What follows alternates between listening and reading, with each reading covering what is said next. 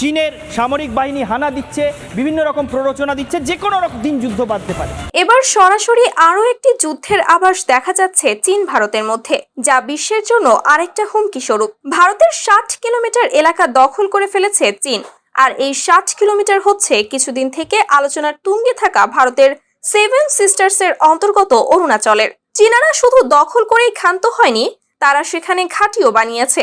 এটা কোনো গুজব নয়, কারণ এই খবর প্রকাশ করেছে খোদ ভারতীয় সংবাদ মাধ্যম আনন্দবাজার পত্রিকা। এর আগে 1962 সালে সীমানা বিরোধ নিয়ে ভারত চীন যুদ্ধ সংগঠিত হয়। সেবার যুদ্ধে চীনের কাছে পরাজিত হয় ভারত। এরপর চীন তিব্বত দখল এবং পরবর্তীতে ভারতের বর্তমান অরুণাচল প্রদেশ এবং আকসাইকে নিজ দেশের অন্তর্ভুক্ত এলাকা বলে দাবি করতে শুরু করে। পরবর্তীতে আবারও এই দুই প্রদেশকে কেন্দ্র করে যুদ্ধ বাঁধলে চীন জয়ী হয় এবং একতরফাভাবে যুদ্ধবিরতি জারি করে আকসাই এলাকা চীন দখলে রাখে এবং ভারতকে অরুণাচল প্রদেশ ফিরিয়ে দেয়। এখন প্রশ্ন উঠেছে, সেবার ভারতকে অরুণাচল প্রদেশ ফিরিয়ে দিলেও এবার কি ফিরিয়ে দেবে চীন?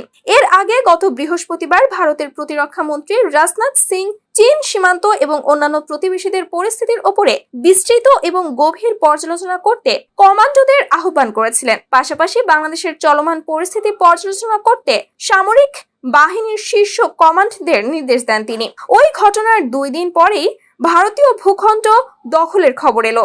ইন্ডিয়া টুডের একটি প্রতিবেদনে দাবি করা হচ্ছে, সপ্তাহখানেক আগে থেকেই নাকি ওই অঞ্চলে ডেরা বেঁধেছে চীনা সেনা। ভারতীয় সেনার মালবাহকেরাও এমনটি জানাচ্ছেন। অরুণাচলের বাসিন্দারা দাবি করছেন, ভারত ভূখণ্ডের 60 কিলোমিটার অভ্যন্তরে ঢুকে পড়েছে চীনা সেনারা। স্থানীয়দের দাবি, অরুণাচলের অঞ্জ জেলায় নাকি চীনা সেনার ক্যাম্প দেখা গিয়েছে। এরপর থেকে শুরু হয়েছে জল্পনা। সেখানকার স্থানীয়রা বলছেন, অন্ধ জেলার কাপাপুর এলাকায় চীনা ক্যাম্পের খোঁজ মিলেছে।